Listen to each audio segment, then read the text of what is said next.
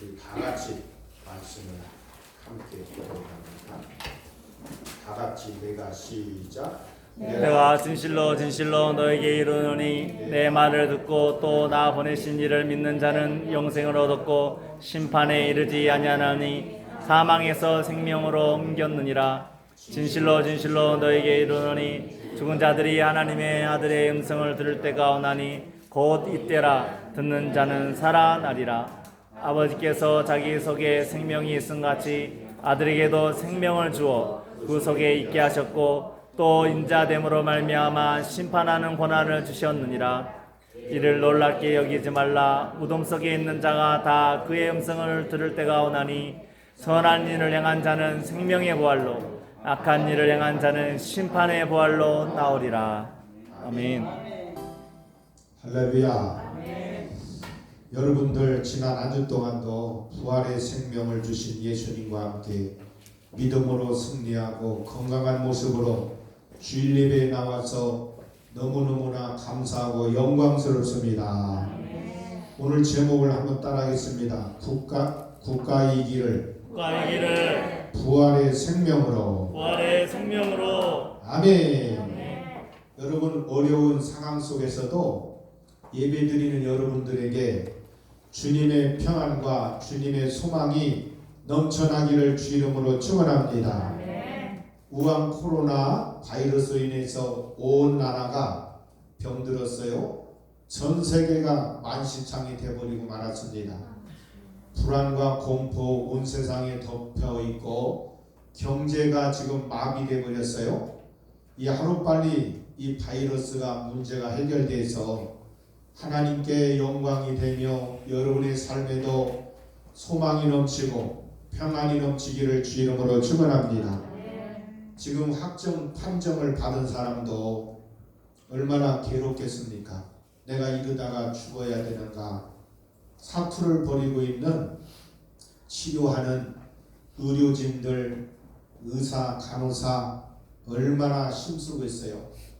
또한 일선 공무원들도 자원봉사자들도 여러분들 그들을 위해서 기도하기를 주 이름으로 축원합니다. 오늘 주일은 우리는 이 어려운 가운데 지난주까지 이제 사순절을 마치고 오늘 이 부활의 주일을 맞이한 줄 믿습니다. 어느 때보다도 기도하며 하나님의 보좌 앞으로 나갈 기간에 기도의 공동체가 시들어지고 은혜의 통로가 막히고 성전에 나와야 할 예배가 멈추는 이 분위기 가운데 저와 여러분들은 이 어려운 가운데도 거룩한 행동들이 믿음으로 하나님 앞에 나타나야 되겠고, 여러분 사람은 잠들 때 이기가 온다는 사실을 기억해야 됩니다. 여러분 마태복음 13장 보면 그 원수 마귀가 잠들 때 여러분 가라지를 뿌렸다고 말씀하잖아요. 우리 신앙에 잠이 들면 원수가 와서 우리의 신앙에 큰 방해 요소들을 갖다 뿌린다는 것을 기억하고, 이런 위기 때마다 더 하나님 앞에 예배하고 기도하는 믿음의 사람들이 되기를 주 이름으로 축원합니다. 우리는 여러분 어려움을 당할 때는 더 예배하고 기도하고 진심으로 하나님을 찾고 하나님을 의지하고 하나님의 도우심을 받아야 될 줄 믿습니다. 여러분 예배 속에서 능력이 나타나고 기도 속에서 기적이 나타나고 기도 속에서 만사 형통이 일어난다는 사실을 믿어야 됩니다. 여러분 바울 사도가 어렵다고 복음 전하는 걸 중단하지 않았어요. 매를 맞고 고통을 받고 감옥에 들어갔어도 그들은 어땠습니까? 기도하고 찬양했잖아요. 그런데 그 기도 속에서 찬양 속에서 빌립보 감옥의 문이 열리는 사건이 일어난 줄 믿습니다. 이 나라가 어렵다고 여러분 기도를 중단하고 예배를 중단하면 절대로 안 됩니다. 어려움 속에서도 국가 위기를 만났을 때 이 위기가 기도하는 시간이다, 예배하는 시간이다 하면서 더 많이 모여야 되고 하나님의 도우심을 받아야 될 줄 믿습니다. 성경은 모든 기도와 간구하되 성령 안에서 무시로 기도하고 깨어 구하기를 심쓰라고 말씀하셨잖아요. 여러분, 기도하며 하나님 얼굴을 찾으면 내가 하늘에서 듣고 그들의 죄를 사하고 그들의 땅을 고쳐주신다고 약속하고 있는 것입니다. 하나님이 여러분 이 땅의 모든 문제를 고칠 수 있는 능력이 하나님의 손에 달려 있는 것입니다. 아멘. 하나님이 도와주셔야 돼요. 하나님이 밀어주셔야 됩니다. 인간의 생사와 복을 주장하는 신분이 하나님의 손에 달려 있는 것입니다. 그렇기 때문에 우리는 어려운 일 당할 때마다 하나님을 바라보며 하나님 의지하고 하나님 막아달라고 철야 기도하며 금식하며 두 손 들고 기도할 때에 하나님이 도와주게 되어 있어요. 이스라엘 백성들이 애굽을 빠져나와 가지고 홍해에 가로막힌 상황을 접할 때에 뒤에는 애굽 군대가 추격하고 있는 것입니다.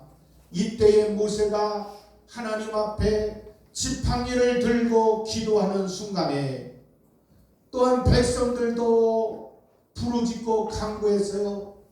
하나님이 그 모세를 통해서 백성들의 그 부르짖는 기도를 통해서 하나님의 동풍을 일으켜서 홍해를 갈라버리는 역사가 일어난 줄 믿습니다. 하나님은 동풍을 불어서라도 앞에 있는 가로막혀 있는 물살을 가려버리고 장벽을 무너뜨리고 길을 내시는 하나님, 우리의 모든 앞길을 열어주시는 분이 하나님의 손에 달렸다는 사실을 기억하고 여러분들이 장애물이 있다 할지라도 절망하거나 낙심하지 말고 모여서 기도하면 하나님께서 진동을 일으키고 길이 열리게 되고 함께 할 때에 기적의 역사가 일어날 줄 믿습니다. 하나님의 손에 달려있는 거예요. 개인의 운명이나 가정의 운명이나 교회의 운명이나 국가의 운명도 하나님의 손에 달려있는 것입니다. 오늘 사랑하는 성도 여러분, 전 세계 기독교인들이 여러분들 이 어려움 만났을 때에 하나님 앞에 의지할 때에 하나님은 그 국가의 이 길을 기회로 만들어 주시고 길을 만든다는 사실을 온전히 믿기를 주 이름으로 축원합니다. 여러분, 세계 기독교인들이 성경 다음으로 좋아하는 책이 뭔지 아십니까? 철로역정이라는 책이 있습니다. 여러분, 영국의 제임스 2세가 통치한 때에 이름난 청교도 신앙인 존 버년이라는 분이 있었습니다. 영국의 국교 교회 신앙과 맞지 않는다고 불법 집회를 가졌다고 1660년에 체포돼 가지고 베드포드 감옥에 12년 동안 감옥살이를 하게 되었어요. 그는 옥중에서 성경을 연구하며 세월을 보내는 날 어느 날 꿈속에서 한 그리스도인이 천국에 들어가기까지는 여러 가지 일들을 보게 되었는데 그걸 책으로 재미있게 그것을 쓰게 되었습니다. 여러분, 이 이야기는 다음 성경으로 많은 책인데 여러분 이 책의 내용을 보면 어떤 사람이 여러분 누더기 옷을 입고 손에는 책 한 권을 두고 등에는 무거운 짐을 지고 이제 길을 가는데 그래서 책을 펴서 읽다가 슬픈 소리로 크게 외칩니다. 야, 나는 어떻게 해야 할 것인가? 야, 나는 어떻게 할 것인가? 그는 집에 들어가서 식구들에게 그 근심을 알리지 않으려고 노력했으나 결국은 여러분 감추지 못합니다. 온 밤을 새우면서 눈물로 지냈는데 가족들이 그것을 비웃기도 하고 꾸짖기도 하고 그러나 그 방에 들어가 가족을 위해서 여러분 기도하게 되었어요. 하나님, 우리 가족을 불쌍히 여겨달라고. 근데 어느 날 들러다니며 전과같이 책을 읽다가 큰 소리로 울부짖었습니다. 어떻게 해야 구원을 받을 수 있단 말인가? 그때 그는 어떤 전도자를 만나게 됩니다. 그로부터 저쪽에 있는 좁은 문에 대한 안내를 받게 되었어요. 전도자의 말을 듣고 기독도는 뛰어가기 시작했습니다. 가족들이 알고 돌아오리라는 소리를 치는 겁니다. 그러나 그 소리를 들은 가족들은 귀를 막고 여러분 여러 가지로 하나님의 말씀을 듣지 않는데도 달려가서 외치는데요. 생명, 생명, 영원한 생명. 여러분 결국 그는 그 갈 길을 달려서 좁은 문 예수 그리스도를 만나 영원한 생명을 그 길을 걷게 되었던 것입니다. 오늘 여러분 기독도가 외친 생명, 생명, 영원한 생명. 오늘도 그 음성을 외칠 때가 이 시대인 줄 믿습니다. 여러분 우리에게 지금 이 시간에도 생명이 필요하고 영원한 생명이 우리 인간 한 사람 한 사람에 다 필요하다는 사실을 기억해야 됩니다. 여러분 생명 우리는 이 영원한 생명에 대해서 여러분 이 땅에 코로나 병에 의해서 죽은다면 영원한 생명을 가진 사람은 그 죽는 순간에 영원한 나라 하나님 나라로 입성하게 되어 있어요. 그러나 생명을 갖지 못한 사람은 영원한 불구덩으로 들어갈 수밖에 없습니다. 오늘 예수 그리스도를 만나야 생명을 받을 수가 있습니다. 예수 그리스도를 만나야 영원한 생명을 얻을 수가 있습니다. 우리는 예수 만나지 않으면 이 땅에 영원한 생명을 다른 종교에서는 찾을 수가 없는 것입니다.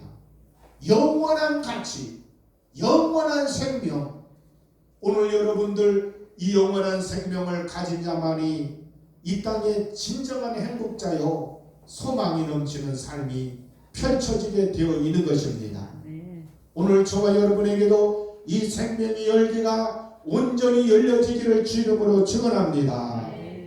그렇다면 먼저 영생의 주 예수를 믿어야 이 생명을 얻을 수가 있습니다. 믿는 자만이 영원한 생명을 주어지게 되어 있습니다. 오늘 주님께서 우리에게 생명을 줬다고 말씀하잖아요. 오늘 우리 24절 말씀을 다 같이 한번 읽어보겠습니다. 24절 시작.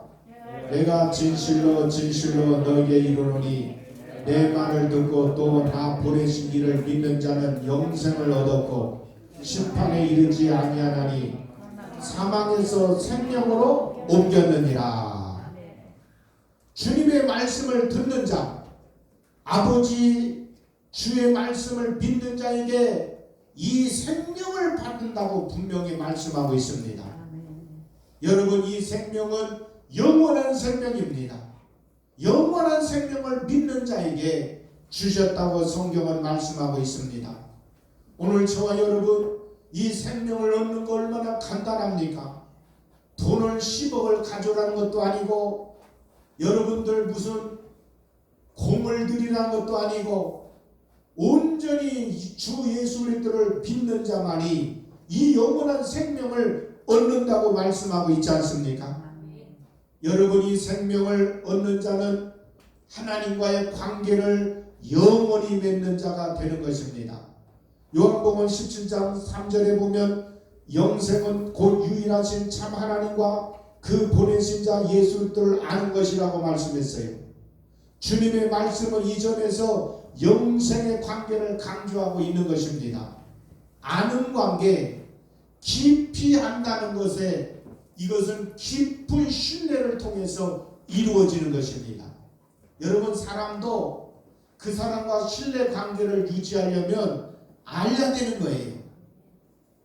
친구 관계도 한두 번 만나면 그 사람 어떻게 합니까? 그 사람을 여러 번 만나면 또 만나고 또 만나면 그 사람이 성격이 어떻고 좋은 점과 나쁜 점이 무언가를 알게 되어 있습니다. 그러면서 여러분들 사람은 아는 만큼 신뢰관계가 쌓이게 되어 있는 것입니다. 오늘 저와 여러분들 하나님을 알고 주님을 아는 것은 영생의 본질이라는 사실을 아셔야 됩니다. 이 영생을 주님으로부터 받은 거 아버지와 나와 영적인 관계로 신뢰감을 가져야 되고, 여러분 이 깊은 아는 관계가 계속적으로 유지되어 나가야 되는 것입니다. 우리는 진정으로 사랑하는 분과 관계가, 주님 관계가 유지되면 영원한 삶을 누릴 수가 있는 것입니다. 그래서 오늘 저와 여러분들은 하나님 앞에 생명은 이것은 인간에 있어서 가장 귀중한 본질이라는 사실을 아셔야 됩니다. 우리는 이제 생명을 가진 자는 주님을 영원히 사랑하는 관계로 발전할 수가 있습니다. 여러분, 주님의 사랑이 없다는 것은 생명이 없는 거 아니겠습니까? 주님을 알고 주님을 믿어야 생명이 있고, 주님을 알야 삶의 재미가 있고 기쁨이 있고 힘이 주어지는 것입니다. 오늘 저와 여러분은, 주님은 이 사랑을 통해서 저와 여러분을 만나게 했기 때문에 이 영원한 이 사랑의 관계가 영원토록 지속될 수가 있다는 사실을 믿으시고, 우리는 주님과 하나 되고 주님의 사랑을 체험하고 주님의 영원한 사랑 속에서 승리하는 저와 여러분이 되기를 주 이름으로 축원합니다. 여러분, 믿음의 통로, 믿음의 신뢰가 있어야 되는 것이에요. 여러분, 진정 사랑하는 분과 여러분 사랑의 관계가 일어날 때 얼마나 기쁘고 좋은 것입니까? 우리는 주님과 함께 영원한 사랑을 누리면서 이 생명의 귀중성을 우리 모두가 체험하는 역사가 일어나기를 주 이름으로 축원합니다. 우리 주님을 믿는 자에게는 영생을 보장하게 되어 있습니다. 우리 예수님을 통해서 나의 영생의 주가 되신 분, 주님과 함께 영원한 삶의 관계를 누릴 수가 있는 것입니다. 영원한 주님을 믿고 나갈 때에 진정한 우리의 영원한 주가 되시고 영생의 주가 되신다는 사실을 기억하고, 우리는 성령의 인도하심을 통해서 날마다 어둠 속에서 승리하는, 위기 속에서 승리하는, 난국 속에서도 승리하는 하나님의 사람들이 되기를 주 이름으로 축원합니다. 성령은 여러분 속에 오셔서 생수의 근원이 되시고 우리가 필요한 말씀을 통해서 깨닫게 하시고, 늘 성령을 보신 사람은 날마다 삶이 새로운 삶을 누리게 되어 있습니다. 우리 주의 성령님을 모신 사람은 여러분이 치료받을 부분이 있으면 영혼을 치료하시고 마음을 치료하시고 육체까지도 치료하시는 그 주의 성령님을 의지하는 자가 되기를 주 이름으로 축원합니다. 여러분, 사마리아 성에 참으로 인생의 삶이 너무나 고단하고 힘든 한 여인이 결혼을 했는데, 여러분 6번이나 결혼 실패했습니다. 그런데 그가 예수 그리스도를 만남을 통해서, 생명을 받음을 통해서 자기는 결혼하면 행복할 줄 알았는데 7번째 만난 예수님 남편을 만났는데 너무너무 기뻐가지고 영생의 기쁨이 너무 커가지고 동네 사람들을 다 복음을 전함으로 예수님 앞으로 다 이끌어오는 놀라운 장면이 요한복음 4장에 나와 있지 않습니까? 이 여인은 여러분 죄사함 받으니까 기뻐 뛰고 즐거워가지고 너무너무나 감격스럽습니다. 그래서 자기만 누릴 수 없는 환경이기 때문에 자기만 누릴 수 없는 그 주님을 동네에 뛰어들어가서 이 기쁨의 복음을 전하는 그 모습을 볼 수가 있지 않습니까? 오늘 여러분, 우리는 이 땅에 할 일이 너무 많지 않습니까? 여러분들이 입으로 복음을 전한다는 거 얼마나 위대한 사건입니까? 부활의 생명을 만난 이 기쁨을 여러분들은 날마다 가족들에게, 친척들에게, 친구에게, 이웃에게 전하여서 하나님 나라를 날마다 확장해 나가는 위대한 전도자가 되기를 주 이름으로 축원합니다. 오늘 저와 여러분들은 예수님을 만나면 사랑의 관계가 회복되는 것이고 영원한 소망을 누리게 되고 믿음의 관계가 계속되어서 우리는 날마다 인생을 살 때에 잔치하며 기쁨을 누리는 것이 예수의 생명을 가진 사람만이 누리는 축복인 것입니다. 아멘.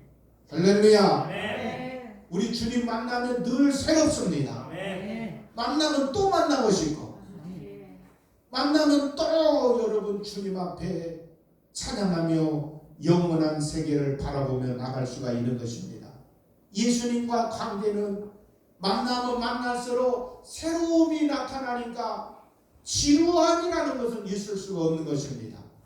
늘 새로워지고, 그래서 주님과 관계를 맺는 사람은요, 조그마한 사건에도 간증하고 싶고, 우리 주님이 나한테 이런 은혜를 주셨어, 우리 주님이 나한테 이런 깨달음을 주셨다고 주님이 하신 일에 대해서 너무 감격스러워가지고 주님을 전하고 싶은 마음이 마음에서 불붙듯 일어나게 되는 것입니다. 지금도 여러분을 새롭게 하시는 분이 우리 주님이요, 아멘. 나를 사랑해 주시는 분이 주님이요. 아멘. 여러분, 인간의 사랑과 주님의 사랑과는 비교할 수 없는 사랑입니다. 인간의 사랑은 여러분 감질날 때가 많잖아요. 아쉬울 때가 많지만 우리 주님의 사랑은 우리 마음을 만족시키고, 주님과 함께하는 삶은 여러분 말할 수 없는 은혜가, 샘솟는 기쁨, 샘에서 여러분 물이 올라올 때 얼마나 그 시원한 물을 마실 수가 있겠습니까? 여러분은 영원한 쉼을 주시는 분이 예수님이요, 예수님과 함께하는 삶은 전적으로 여러분 우리 인생에서 항상 행복하게 살 수 있는 원동력이라는 사실을 믿으시고, 여러분은 주님과 함께 승리하는 역사가 날마다 펼쳐나가기를 주 이름으로 축원합니다. 그래서 우리는 주님 안에서 항상 용서하는 마음을 가져야 돼요. 여러분, 예수님이 나의 죄를 다 용서했지 않았습니까? 성령 받은 사람은 원수 같은 사람도 긍휼히 여기는 마음, 불쌍히 여기는 마음이 그의 주님의 마음입니다. 여러분들, 예수님이 베드로 같은 사람은 예수님을 세 번이나 부인하고 도망갔지만 예수님은 그래도 베드로를 용서하시고 그에게 다시 한번 기회를 주시고 갈릴리